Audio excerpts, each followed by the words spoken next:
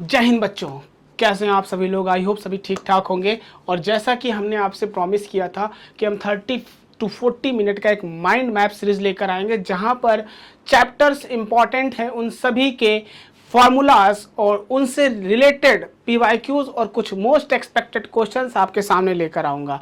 तो आज उसी को आपके सामने लेकर आया हूं और ये चैप्टर हमारा इलेक्ट्रिक चार्ज एंड फील्ड है, क्लास 12 का पहला चैप्टर। यहां से भी आपको 1 से 2 क्वेश्चंस एग्जाम में देखने को मिलते हैं। That is the most important chapter for CUET exam. और यहां पर मैं आपको थोड़ी ही सेकंड में, कुछ ही समय में सारी चीज़ों को रिवाइज करा दूंगा और एक बेहतरीन ढंग से आपकी पूरी तैयारी यहां पर हो जाएगी। तो सबसे पहले हम बात करेंगे कि इलेक्ट्रिक चार्ज एंड फील्ड है क्या। तो अगर हम इलेक्ट्रोस्टैटिक्स की बात करते हैं तो electrostatics is the branch of the physics in which we study about the static property of the charge. Charge की स्टैटिक प्रॉपर्टी को हम यहाँ पर डिस्कस करते हैं। और अगर आपसे पूछे कि व्हाट इज चार्ज, तो चार्ज किसी भी सब एटॉमिक पार्टिकल का या एटम का वो फंडामेंटल प्रॉपर्टीज है जो किसी इलेक्ट्रिक फील्ड में रखते हैं तो उस पर एक फोर्स एक्सपीरियंस होता है। ये सब हम लोगों ने बोर्ड में अच्छे से पढ़ा है, रिवाइज किया है। फिलहाल यहाँ पर मैं आपको कुछ इसकी प्रॉपर्टीज के बारे में डिस्कस कर रहा हूँ और उन सभी चीज़ों के बारे में बताऊंगा जहाँ से आपको बेहतर रिस्पॉन्स देखने को मिलेगा। तो सबसे पहले बात करते हैं चार्ज। चार्ज दो तरह के होते हैं, पॉजिटिव चार्ज और नेगेटिव चार्ज। और अगर हम आप बात करें कि दो लाइक चार्ज, तो दो लाइक चार्ज एक दूसरे को रिपेल करते हैं और अनलाइक चार्ज एक दूसरे को अट्रैक्ट करते हैं। मतलब अगर प्लस प्लस है तो रिपेल करेंगे और प्लस माइनस है तो अट्रैक्ट करेंगे। फिर यहाँ पर बात करेंगे प्रॉपर्टीज ऑफ द चार्ज की। तो चार्ज की कुल 3 प्रॉपर्टीज यहाँ पर देखने को मिलती है। एक प्रॉपर्टी है क्वांटाइजेशन ऑफ द चार्ज, दूसरी प्रॉपर्टी है एडिटिव ऑफ द चार्ज और तीसरी प्रॉपर्टी है कंजर्वेशन ऑफ द चार्ज। मतलब चार्ज जो होता है वो क्वांटाइज होता है और उसकी वैल्यू होती है Q इक्वल टू NE, जहां पर N है नंबर ऑफ इलेक्ट्रॉन और E है चार्ज ऑफ इलेक्ट्रॉन। और चार्ज ऑफ इलेक्ट्रॉन की जो वैल्यू होती है -1.6 × 10⁻⁹ कूलाम होता है। ये सब आप पढ़ चुके हैं। और बात करते हैं चार्ज की दूसरी प्रॉपर्टी, तो एडिटिविटी की प्रॉपर्टी होती है, यानी charge will always be add.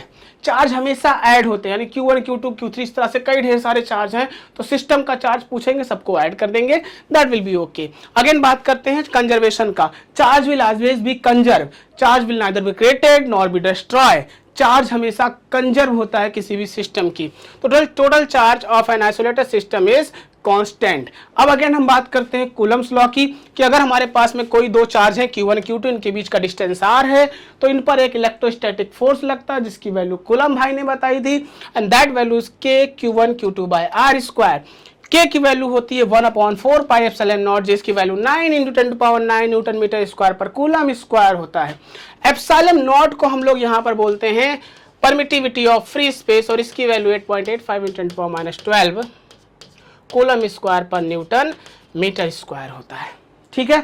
Again vector form में भी कूलम्स लॉ को लिखा जा सकता है। तो करते कुछ नहीं है, यहाँ पर R12 का कैप लगा देते हैं और R कैप होता है R12 का vector upon mod of vector R12, या फिर सिर्फ R12 ही लिख दीजिए। तो ये vector form of the Coulomb's law होता है। इस पर अभी कुछ क्वेश्चंस मैं आपको कराऊंगा भी इस टॉपिक के। फिलहाल आगे इस चैप्टर को थोड़ा सा देख लेते हैं, इसके इंपॉर्टेंट फॉर्मूलाज को। तो अभी मैंने कहा कि ढेर सारे चार्जेस हैं और किसी एक पार चार्ज पर नेट फोर्स पूछे तो सारे फोर्स को हम क्या कर देंगे, उस पर ऐड कर देंगे। तो सारा फोर्स उस पर ऐड होके ऐड हो जाता है and that will be the superposition of the principle, यानी सारे फोर्स को वेक्टर फॉर्म में ऐड करेंगे F1 F2 F3 F4। फिर अगेन हम बात करते हैं इलेक्ट्रिक फील्ड की। तो इलेक्ट्रिक फील्ड क्या होता है, the force per unit charge, यानी यूनिट चार्ज पर जो फोर्स लगता है उसी को हम लोग बोलते हैं इलेक्ट्रिक फील्ड।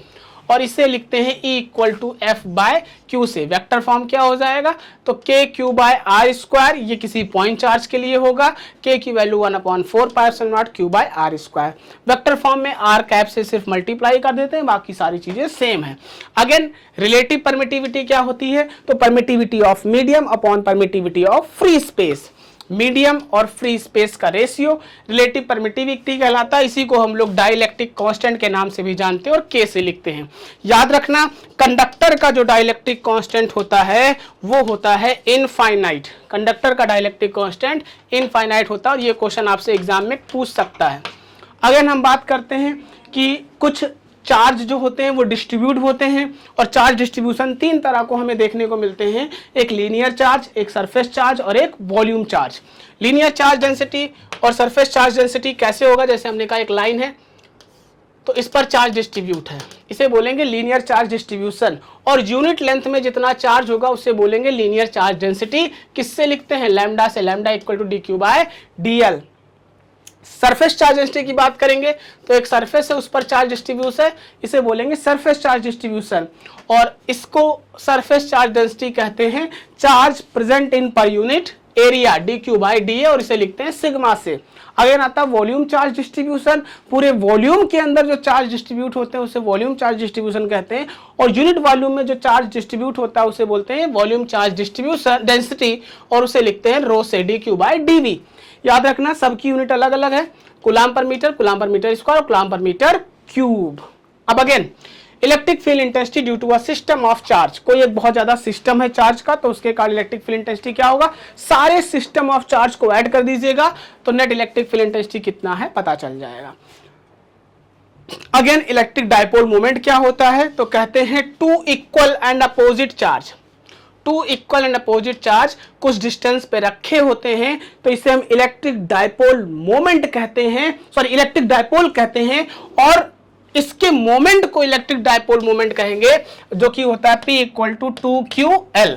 अब यहां पर 2a है तो 2qa, और जो ये P कैप है ये यूनिट वेक्टर है, यूनिट वेक्टर ऑफ डायरेक्शन है, जो कि डायपोल की डायरेक्शन होती है हमेशा नेगेटिव टू पॉजिटिव। देखो P cap negative to positive. Dipole के कारण इलेक्ट्रिक फील्ड इंटेंसिटी तीन जगह पर हम लोग निकालते हैं, एक्सियल, इक्वेटोरियल और जनरल पॉइंट पर।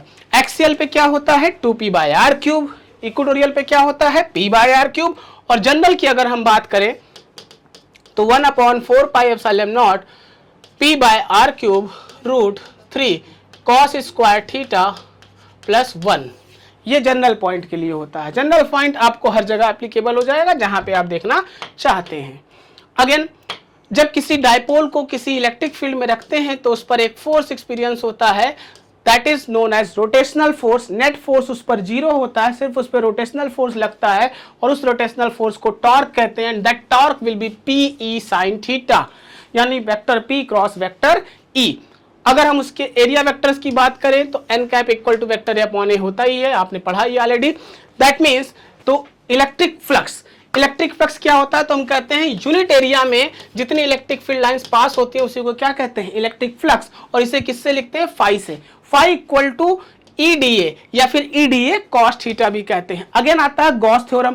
गॉस थ्योरम क्या है कि किसी भी सरफेस के अंदर कोई चार्ज रखा है तो इस चार्ज के चारों तरफ बनने वाला जो फ्लक्स होता है वो उसके चार्ज के 1/ε0 टाइम्स के बराबर होता है, यानी फाई इक्वल टू Q/ε0। इसके कुछ एप्लीकेशंस भी हमसे पूछे गए हैं, जैसे field due to an infinite long straight wire. अगर कोई इनफाइनाइट लॉन्ग स्ट्रेट वायर है तो इसके कारण मैग्नेटिक फील्ड यहां पर क्या होगा, ये आपसे पूछा जाता है। तो 1/2πε0 λ/r। अगर वहीं पर सरफेस होगा तो सरफेस के कारण इलेक्ट्रिक फील्ड इंटेंसिटी यहां पर क्या होगा, σ/2ε0, यानी फॉर थिन सीट, बहुत एक पतली सीट है तो उसके कारण इलेक्ट्रिक फील्ड इंटेंसिटी σ/2ε0 होता है। अब यहीं पर बात करते हैं uniformly charge thin spherical shell.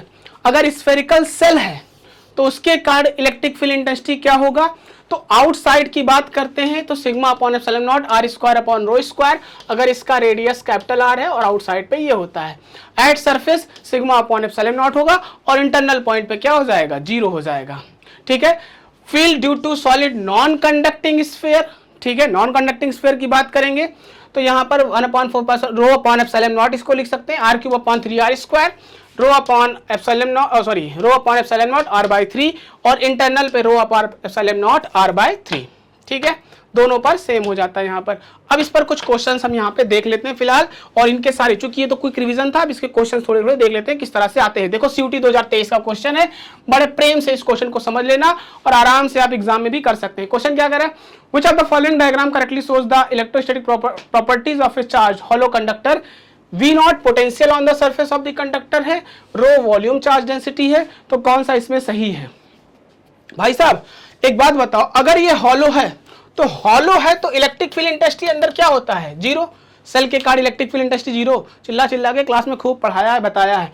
और रो भी क्या हो जाएगा, जीरो, रो भी जीरो होगा क्योंकि चार्ज डेंसिटी अंदर है ही नहीं भाई, अंदर चार्ज डेंसिटी नहीं है तो क्या हो जाएगा, रो जीरो हो जाएगा। सारे चार्ज कहाँ है, बाहर ही तो पड़े हैं यार, सारे चार्ज बाहर है तो अंदर क्या होगा, जीरो। लेकिन पोटेंशियल, क्या पोटेंशियल अंदर जीरो होता है, नहीं भाई साहब, पोटेंशियल अंदर जीरो नहीं होता है। पोटेंशियल जो सरफेस पे होता है वही यहाँ होता है, और सरफेस पे कितना है, वी नॉट, सरफेस पे कितना है, वी नॉट। तो E zero rho zero v naught, E zero rho zero v naught कौन सा मिल रहा है, E zero rho zero v naught, E zero rho zero v naught. अच्छा इसमें दो ऑप्शन सेम मिल रहे हैं ना, लेकिन चार्ज यहाँ पे प्लस है और ये प्लस है सारे, और यहाँ पर चार्ज के बारे में कुछ नहीं कहा गया, तो ये आपका सही ऑप्शन लगा दो D, that is okay. Next, electric field at the surface of a conducting shell, देखो CUT 2022 का क्वेश्चन है। Electric field at the surface of a conducting shell of radius r is measured as s, यानी एक conducting cell है और इसका radius r है, तो इसके सरफेस पे जो इलेक्ट्रिक फील्ड मेजर किया गया वो कितना है, x, यानी x इक्वल टू 1 अपॉन, या k लिख सकते हैं, KQ by r square.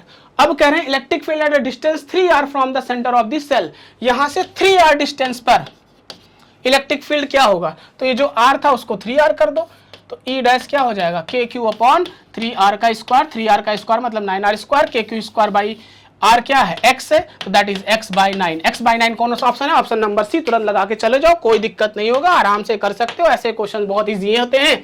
Next question, ये 2022 का ये भी क्वेश्चन है, देख ले भाई, CU2 का बहुत इजी क्वेश्चन है, ध्यान समझना। Variation of electric field intensity due to uniformly charge conducting spherical shell, भाई साहब सेल है, ये देखो सेल, तो सेल के कारण इलेक्ट्रिक फील्ड इंटेंसिटी का और आर का ग्राफ कैसा होता है, बड़े प्रेम से बच्चों को बताया था। आउटसाइड क्या होता है, KQ by R square, surface पे क्या होता है, KQ by capital R square, और इनसाइड क्या होता है, जीरो। तो अगर R घटेगा तो E बढ़ेगा, जैसे जैसे पास आ रहे हैं E क्या होगा, बढ़ेगा। तो भाई स्ट्रेट लाइन में तो नहीं बढ़ता, ये दोनों काट दो, क्योंकि R स्क्वायर है मतलब पैराबोला बढ़ेगा, तो R घटा रहे हैं E बढ़ रहा है, R घटा रहे E बढ़ रहा है, ये दोनों हो सकते हैं। इनसाइड कितना है, जीरो, यहां पर देखो कैपिटल R ये है और इसके इनसाइड जीरो नहीं, ये बन रहा है, तो ये गलत होगा, जीरो कहां पर है, ये, तो option number B is the right answer. Next question कह रहा है thin metallic spherical shell contains a charge, ये भी कब आया, 2023 में आया, देख लो।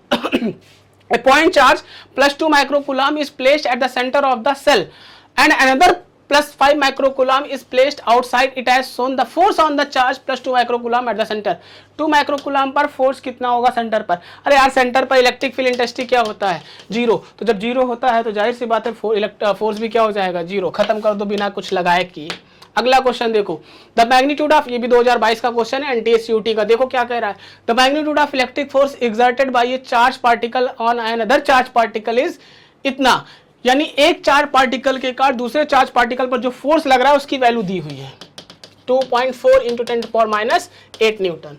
कह रहा है if the distance between them becomes half of its previous value, यानी इनके बीच का जो डिस्टेंस है वो हाफ कर दिया गया है। तो पहले फॉर्मूला क्या था भाई साहब, KQ बाय R स्क्वायर, अब कह रहे हैं डिस्टेंस इसका हाफ हो गया, KQ बाय R बाई 2 का होल स्क्वायर, तो 2 कहां चला जाएगा, ऊपर, 4R square. Then the magnitude of the external force, तो KQ बाय R स्क्वायर की वैल्यू ये दी है, KQ बाय R स्क्वायर की वैल्यू ये दी है, 4 से खाली मल्टीप्लाई कर देना भाई साहब, कुछ नहीं करना, इतना इजी क्वेश्चन है। 4 चौक 16, 4 दूनी 8 और 1 9, 9.6 × 10⁻⁸ coulomb 8 newton, that is the option number C. बिना सोचे समझे लगाते चले जाओ, आंसर बहुत इजी है। तो ये आपके कुछ ऐसे क्वेश्चंस हैं जहां से एग्जाम में डायरेक्ट क्वेश्चंस बनते हैं, और फॉर्मूला अगर आपको याद है तो आराम से क्वेश्चन कर ले जाओगे।